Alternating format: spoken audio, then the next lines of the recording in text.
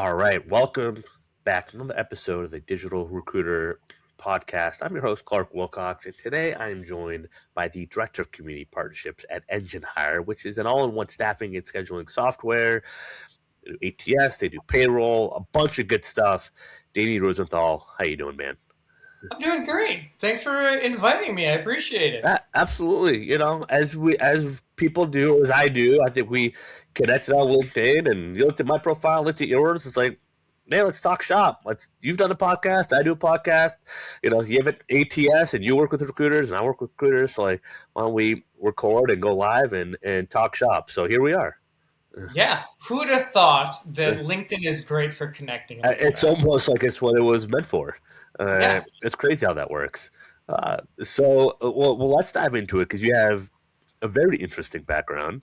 One of the more, I think, unique ones that I am excited to ask about. And I don't always ask this question, but now I definitely will today. How did you get into recruiting? Well, it's a bit interesting. So I used to be in a band. That was my full-time life for since college. And I did really cool things. I have songs on TV shows and a movie, and I played with a lot of really cool, met a lot of my idols, did all of that. And then from there, I got kicked out of my band. And the first thing I thought of was like, what do I want to do now that I'm not in my band? And it was fine. Like it didn't like break my heart or anything. They were just like, you're too cool. You should not be in this band with us.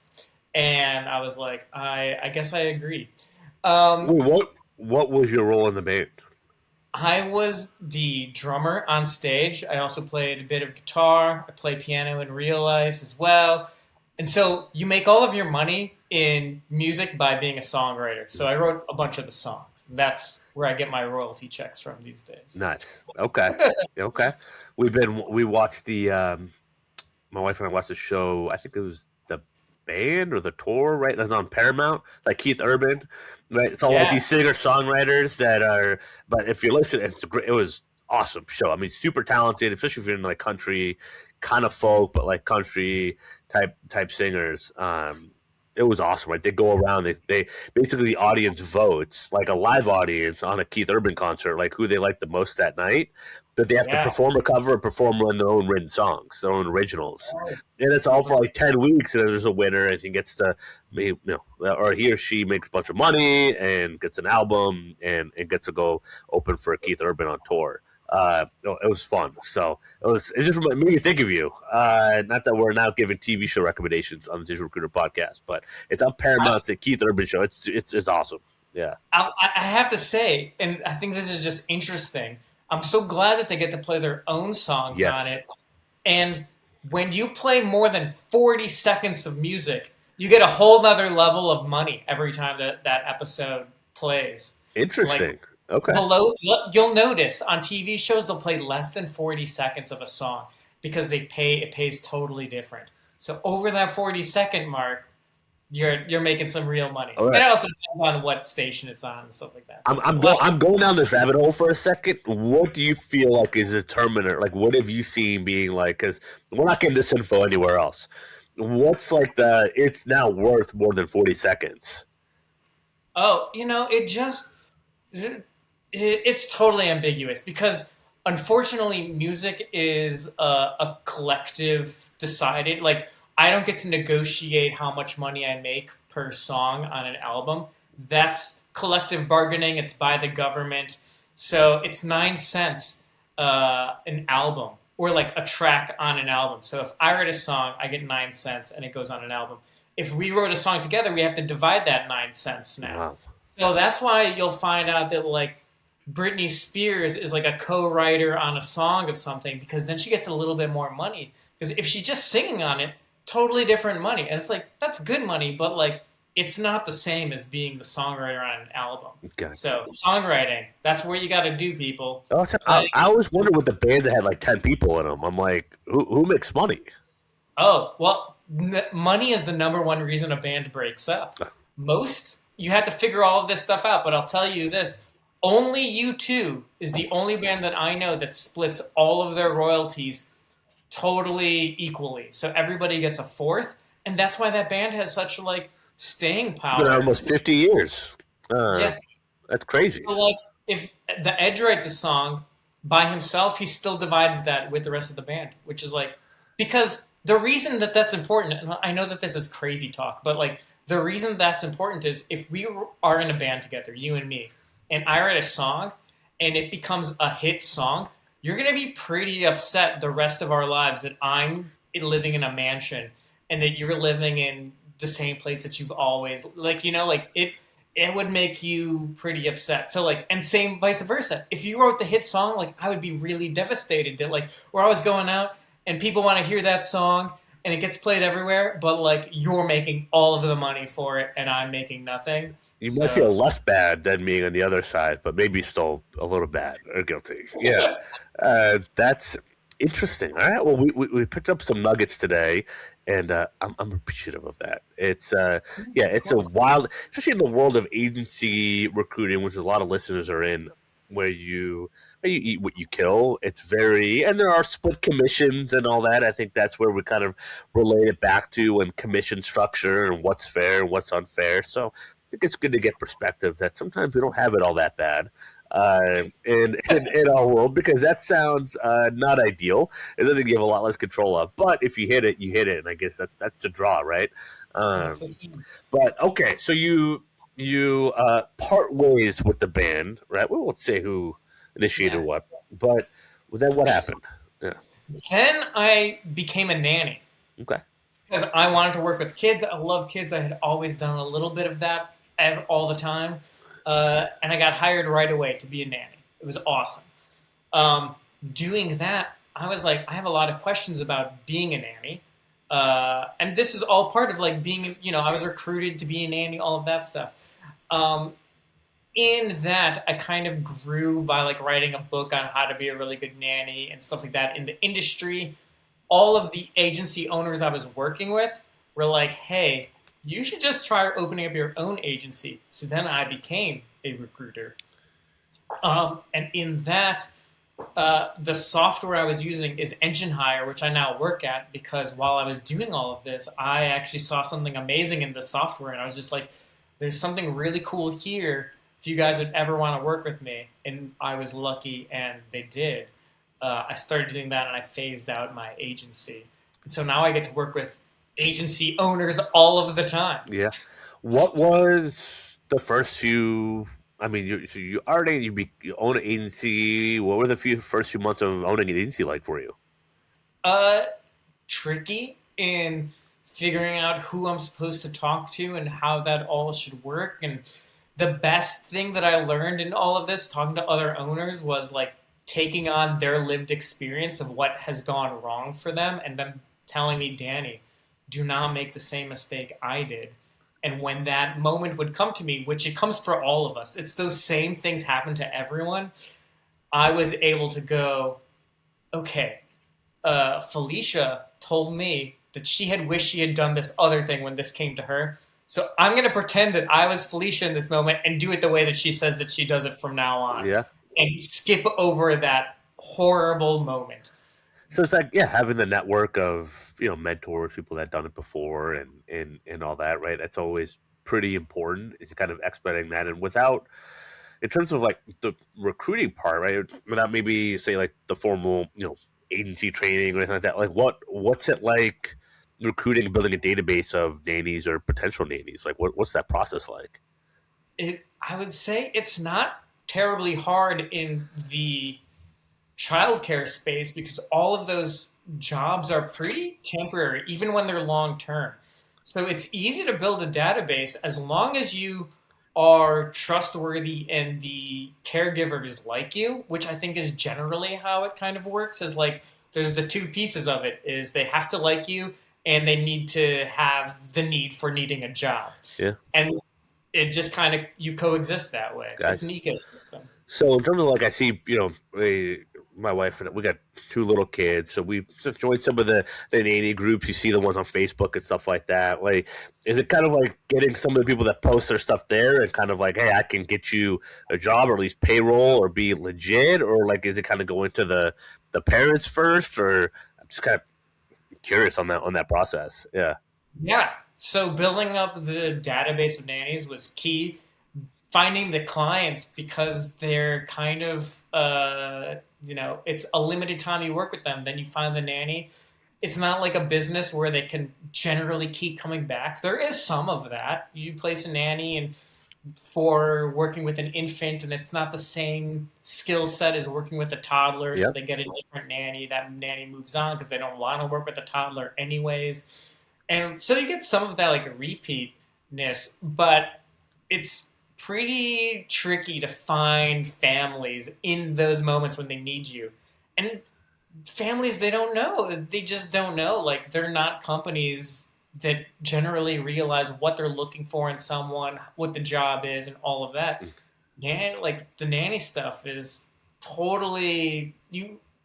Every family does a lot better when they reach out to an agency, regardless if they're going to use one or not. In the end, just learning some of the things that an agency does, so they go, "Oh, I should get a background check. Oh, I should ask about this. Oh, I should look into this. Oh, I should." All of those things. So this is a good one for the parents or the to be parents on here because it's something we've gone through and we made some calls in the last couple months ago and talked to a couple agencies as well and just to kind of to your point figure out that process and because it's a whole thing that goes into it and you're right like it's I've been in recruiting for a while, but coming up with like what's market rate for what is fair and the kids and how many kids and it's like are they potty trained are they not where are you driving to is a car seat going to be in my car or not like there's all these like little things like what did you learn about kind of from like say like the client side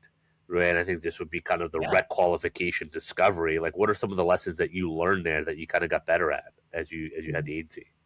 What was important was really focusing parents on what their role in this actually is. So the first really big thing for parents is knowing that they're now going to be a boss Yeah. and employ someone, which is really a hurdle and a tricky thing to navigate because they really just want someone that they can trust to watch their kid and make their kid happy and keep everyone safe. But now you're doing all of these other things of figuring out what's appropriate for time off or what do we do when everybody's sick in the house or our caregiver is sick? How do we do that? It's with this stuff with a nanny, it's not generally like a temporary thing where there's like shifts and you can send somebody else. It's usually they're hiring That's this it. person. Yeah. Sometimes there's that other possibility, but usually you're just hiring this person. So you have to figure out all of the HR type of things. So making sure that everyone I worked with, and I got this a lot, is that the families would work with me because they go, Danny, you just overloaded me with the resources and information. And so we knew that you knew what was up. Yeah. That was the number one. So loading them up, giving them a lot of good resources was key. Yeah, and just trusting that you like even if they could comprehend and take in all of it at that time, that anything that comes up in the future, like you have an answer to, and just kind of having that buy-in. I think it's so important in recruiting to not you don't have to have all the answers in the beginning, but you have to demonstrate that you are someone with answers.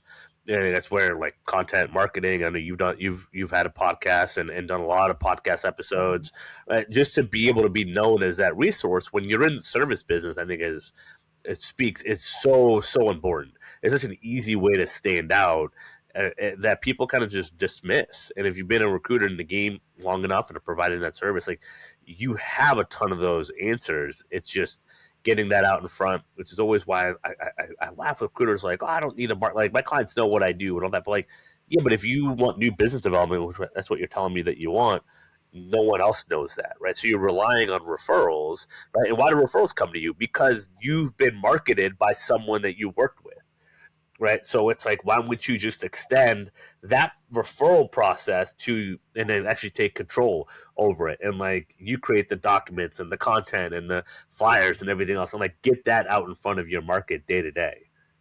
Yeah, and it's important that you are your number one advocate. Yeah. Just tell people exactly what you want them to know. I have to share because I think it's so interesting, it totally just ties in right here is on for being a nanny. I would use the term nanny. I'm a guy that's pretty unique. There's like 3% in the world of like working with children or men. So it was really easy to find me, but a lot of men don't call themselves nannies or mannies or anything like that. They will call themselves a family assistant, which you're generally not looking for. Like, it's just not the title. Yeah. When you're looking for a nanny, to look up also family assistant, it's totally different. And it is also a totally different role.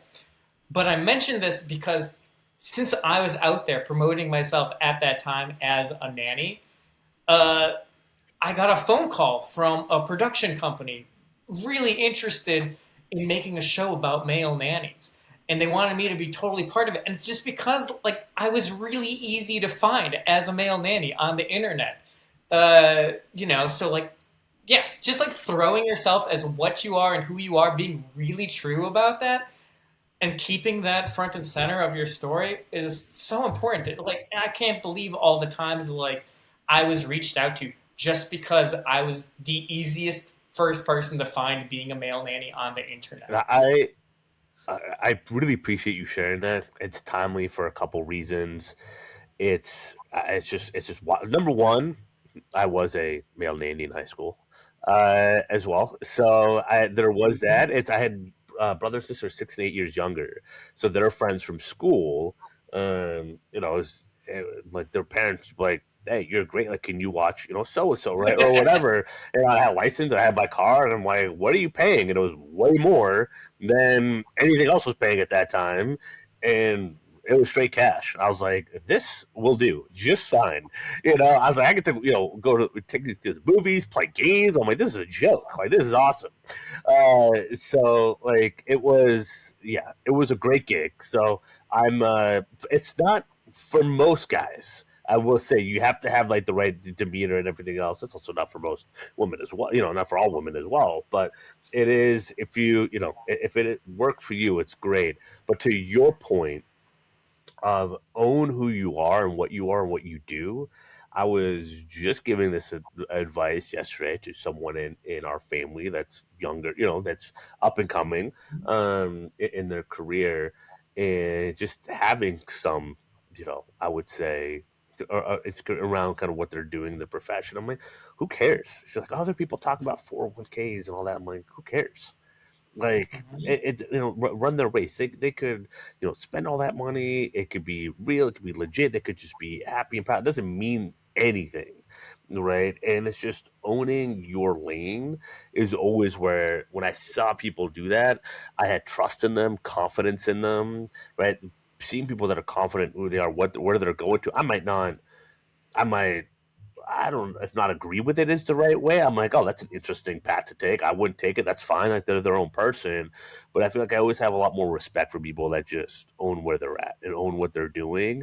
Right. You hear examples of people working at, service or restaurants or fast food, like the person that treats it like that's their main job and like takes it as seriously as possible, right? Like that's showing the traits like for that next level.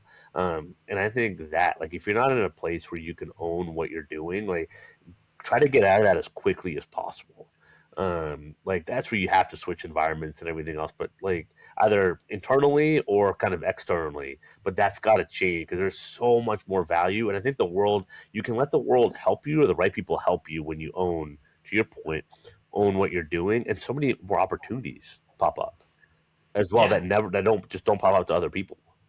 The further you go in with what your niche is, the further that I always think about being the best in anything gets a lot of accreditation and all of the stuff. So the further you can push it to you're the only one in that lane, Yeah. the more that you can narrow it down, the more that you're gonna get out of that because you're just ends up being the best. So when people need that, they get you right away. So That's it. same thing. Just cut to the chase. Yeah, better rates, better everything too, right? On the backside. So, uh, okay, well, you did that for a few years, and then you made the switch to EngineHire, which was your ATS and everything, payroll and all that stuff. What's that experience been like? Oh, it's fantastic. I have a really cool bird's eye view. every day of what the industries that we work with are looking for. Yeah. So I get to see where the future of it's going. I get to help the people that maybe are not totally there. I just get to see all of it, and we get to build things that are honestly helping Yeah. people. I Yeah. What have you learned about how maybe you would have run your agency differently, your desk differently, or about running a desk now that you've been on this other side and seen hundreds of agencies operate? There's I can't say that there's too much I would have changed, but there's a lot of what I see where I go, "Oh, you're just missing a few 101 things that could totally change everything for your Like, agency." what are those usually look like? Yeah. Yeah, those are usually people don't have an automated. First of all, people don't automate enough things. There's so many ways to automate stuff. Yeah. No matter what software you're using, you really need to like look at the buyer's manual of like what your software is capable of. So you're not figuring it out when you feel like you actually need it. You go, oh, and now I know this just because I started using it. I learned everything about it. I can put these things into Yeah. place, and I know that they exist when I do decide that I need them. The number one thing I think, I guess number one is too strong of this, but what I see a lot of people don't do, and I really advocate for this, is having some automation around reminding people about anything. So I think of things, and EngineHire does this in like statuses. So like when you apply, you could be in the applied status. Okay, now your application has been accepted, so you're now in that status. At every step of the hiring process or working with someone, you should remind them because you want them to keep going down that funnel. So same thing with clients. They might start typing in their what they need, and then something might happen. They just walk away from their computer or phone and they don't finish the application or reaching out to you. But if you grab that information, just like an abandoned cart when you're shopping, and it says, "Hey, you left this stuff in your cart. You should probably buy it." Yeah. Like agencies have no reason not to be doing this to keep pushing people down that funnel. So then they apply and they talk to you, but then you kind of lose track of them, like they're not returning your phone calls or whatever. But like you should still have a lot of automated things just following up with them until there's that point where you can officially break up with them in the nicest way. But I had an email that would go out when people said that they no longer needed me. I had this automated email that would go out a month later.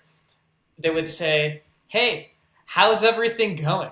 And it would have the most response rate, like such an incredibly high response rate, because people wanted to tell you. They wanted to go, "It's horrible, Danny. How do we work again with you?" Or be like, "I found this person. It's fantastic, Danny. Thanks so much for reaching out about this." Same thing on the other side with candidates. Be like, "How's it going?" Be like, "I have not found a job yet." Or be like, "I found the best family to work for." But people just wanted to like share and follow. Like it was Either so way. yeah, and Yeah. it cost nothing, and people came back to work with me. It was an incredible like freebie thing. It was totally automated. I never thought about it. I just got the replies in, and I was able to just go from Work there. through them as you need to. So you hit on something that I have been stressing both internally with my team and with clients the last few months. It's just less. I mean, for the whole time I built this, but like what I find myself like in good copywriting, you write the post and then remove 30% of it. Right? It's probably Yeah, going to be your post, but it's kind of the same thing with messaging. Right? I see these messages and people are do this and do that. Now they're asking AI to help with the messaging, and all the time I'm correcting it to like one line and just checking in. yeah, How's the year starting?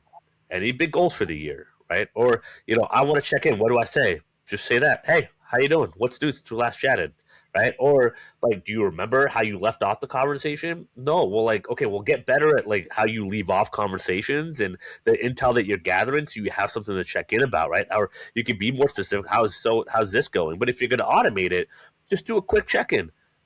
Hey, it's been a while since we've checked in. Like, how's everything going, right? Or to your point, if it's from like, hey, we went with another agency, people are like, hey, what do I say? I'm like, you don't say anything for 4 weeks, yeah. right? Or I got another job. Okay, great. Check in with a month or two. Did the offer go through? Did the relocation happen? Are they happy? Is it the right fit? Like, it's always been the simplest it's the simplest way to follow up. And I'm hoping people listening just like run with that because right, you let people reveal where they're at. Like that should be your goal with your questions and your check-ins, right? No, yes, you don't want to get a yes or no response, but you want to make it as simple as possible to get them to open up. And if they don't, right? But think about all the ones that will. Yeah, and I think people also share more of what the next steps are. The more you remove of that too, the more people reach out. So I had a really terrible habit at first of being like, here's this link to book a time with me. Here's this link to this thing too. Yeah. And it's not just like overwhelming with links, but people go, oh, you're instantly trying to like remove talking with me. Yeah. And the more that I left it as, let me know if I can help you or can I help you, one of those like yes or no questions, it makes it so easy to reply to. It changed everything. So like throwing the humanness back into it of like automate all of the outreach, but then when someone starts interacting with you, don't then like throw them back into like something I else. know. Like try to really work with it from there. Even Because automating that's like, sending a link is kind of like like I ask people like, hey, let me know if you want me to send it your way, right? Or I have this thing, let me know if you want me to send it to you, right? Or that like get people to raise their hand, right, yeah, and then send the exactly. link. Yeah, Yeah. Too many people are trying to pull themselves out of doing the hard part of building relationships and yeah, all of that. It's there gets to the point I see both sides of it. I have really strong relationships with a lot of clients and they reach out to me and I'm like, you really need to reach out to support. Like I can't help you. But they want to talk to me. So I had to like filter it down. yeah. Those And are problems you want. Those are better ones to solve, right, than anything else. So it's yeah, lessons in client management right there. I mean, couldn't be nodding my head more in agreement with the approach. What in terms of setting up some of these automations and everything else, like how does Engine Hire like work with that, right? In terms of like either like onboarding or in the middle, like where do you kind of where do you guys like have the draw the line of being able to help set those things up or kind of coach agencies on that? Like what does that look like? yeah, that's a really interesting question because it's taken a long time to figure out what works the best. And so anyone that works with EngineHire, and this is not a sales pitch, but I do love this. Anyone that works with EngineHire gets an onboarding specialist to help them out. Talk through. It's a new platform for you, so you need a little bit of assistance. Sometimes it's a new business for you, so you need some assistance there. Like all of these things. So everyone just gets an onboarding specialist to digest what you're thinking about and give you the right direction at the least. We have another thing of like premium onboarding, and that's usually where like somebody you meet with them and they'll just build everything for you. That's usually not needed unless you have like no time ever to do any of this. You have a really good, it's just like kind of different people. But there's a lot of tools to help, support's always very easily accessible. There's so many documents. The same, if you have a question and I can't answer it, I'm also looking in our document library for the answer. I usually find it. And, if those questions keep coming up, then the support team gets alerted that this is getting asked a lot and there's no documentation for it. So then we have a documentation person that's all they do is we have a lot of features that come out all the time. So there's a lot of Yeah. documenting and making sure all of that stuff happens. But, you know, uh, just getting in there and like I said, I think anyone should just look through settings. Just in anything. Like I had mentioned before, just read the owner's manual. You'd be blown away at what like your options are What's in if you there? read it. That's Yeah. that's really funny. That was a tip I got from my dad. He just saved every owner's manual ever. He's like, go get the manual, go get the manual, get the manual. Like, all right, and before it was like IKEA, hieroglyphics. I think it was actually beneficial. Before those types of manuals, now it's like they do everything they can to make it like impossible. But then I just go to YouTube. Yeah. That's the evolution of the manual. I guess have tutorials and everything else. Who do you feel like Engine Hire? And by the way, it's enginehire.io if you're listening to this, and we'll have the link and everything on the episode summary. But where do you feel like the sweet spot type of agency for Engine Hire? EngineHire can if you have an ATS, if you have the need for an ATS or a CRM or scheduling software, that's our sweet spot. Like we really can handle a lot of things. We primarily work in care industries because that's where you need to hire someone that's capable of doing care. Like those industries are very nuanced to that, but EngineHire can do it all. And like I said, like you should go really far down your niche. So like home cares, nanny agencies, medical staffing. There's really specific things that those industries need. So it's not just a hey, yeah, and you can like make the placement. There's usually like a lot of formal documents that need to be sent to the government in a very specific way.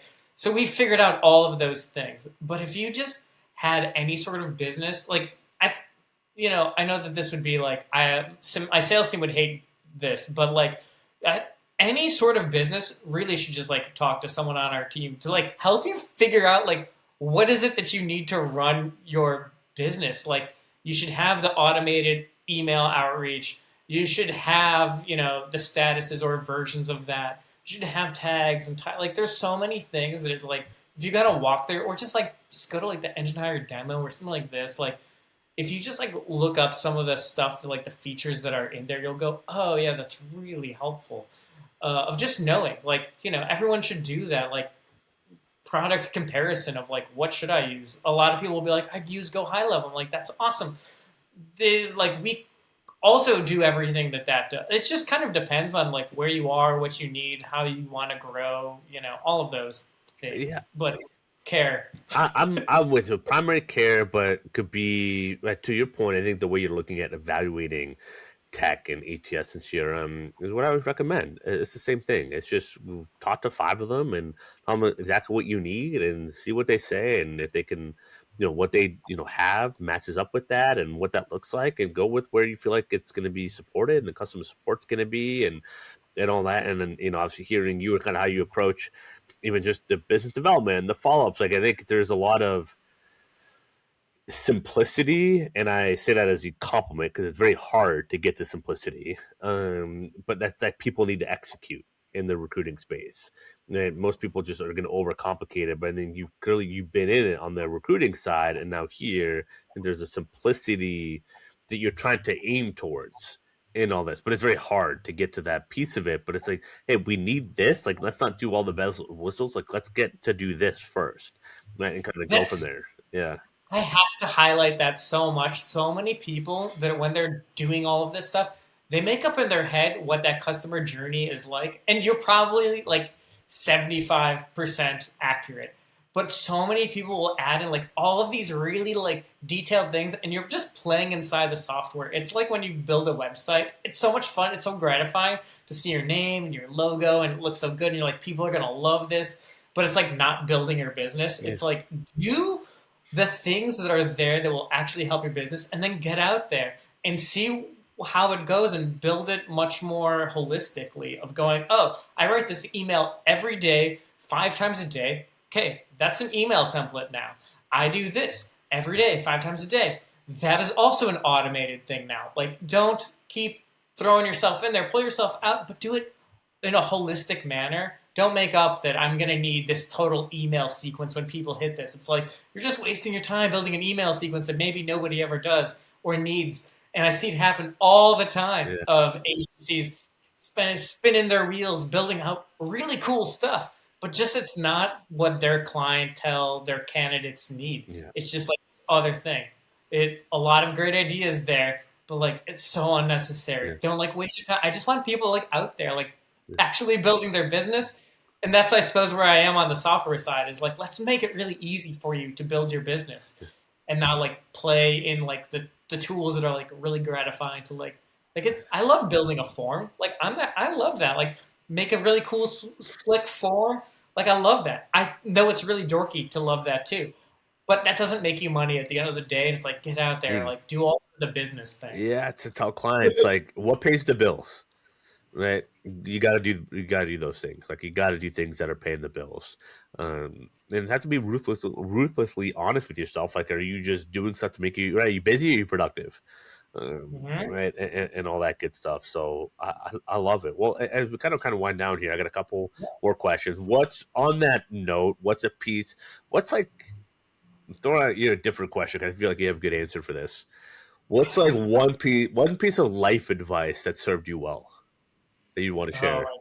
my goodness. I think always being transparent. Yeah, I think the more transparent you are, and that kind of goes in sync with a bunch of things kind of like around that is like if you make a decision and you can stand behind that, it's never the wrong decision. Like if I do something to my team or like we roll out something and a bunch of people, let's pretend they get really upset, as long as I feel confident about why I did that, I'm generally willing to I'm always willing to listen. But as long as I can say like, yes, here's why I did this, and I don't feel bad about it, then you're standing on like good, strong ground. So I think being transparent and making decisions that you feel like you can back up later. I think that's really key. yeah, transparent. I'm hearing like some intentionality and strategic. It takes, I think, intentionality and thoughtfulness. I think to be transparent.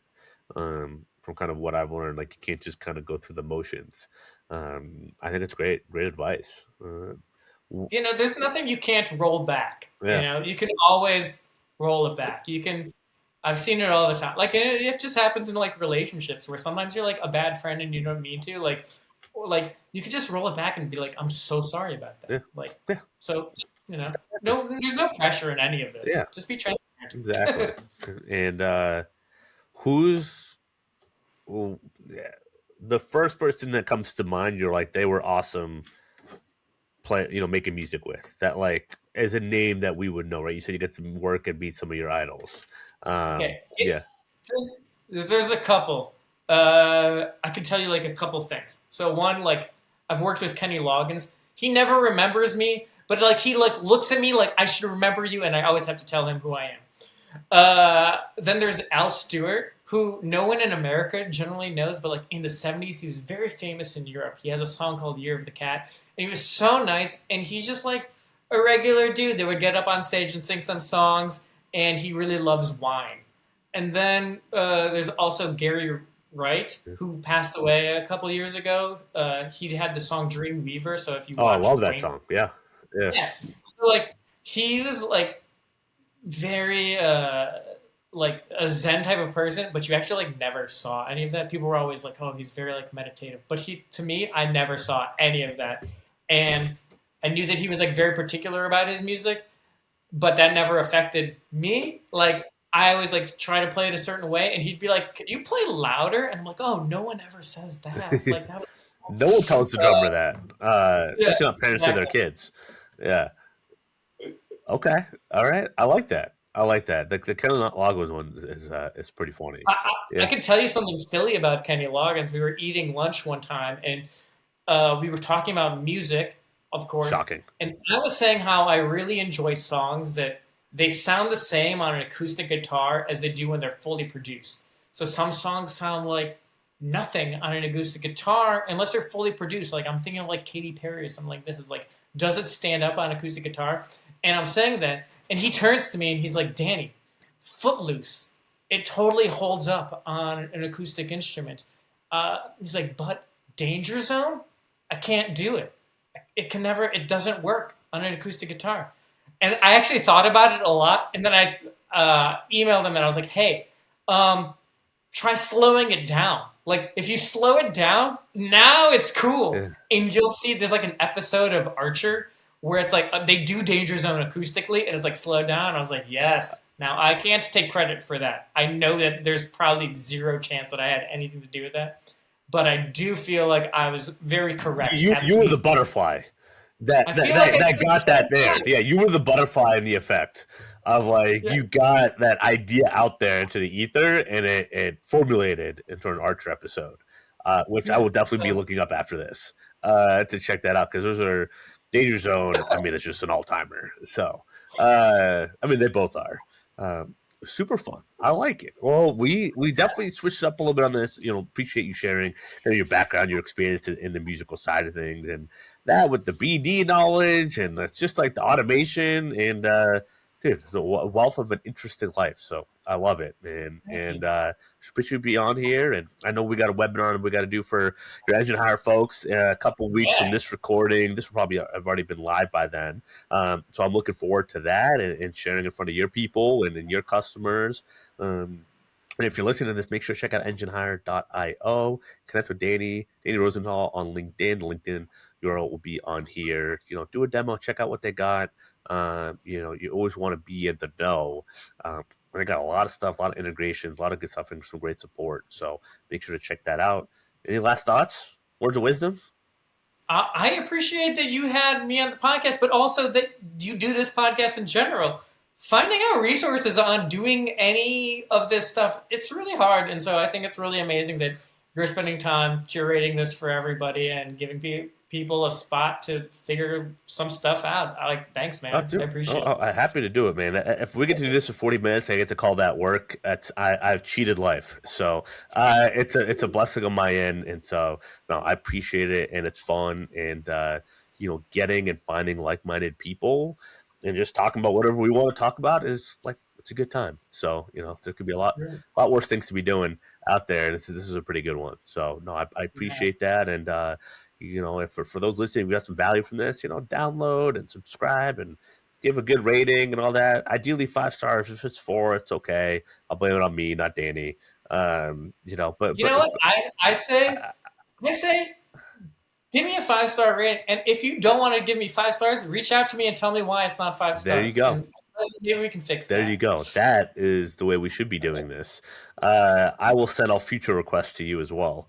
Load, 5 stars after this. Load up your support tickets. No, man, appreciate you being here. Appreciate you tuning in if you're listening to this.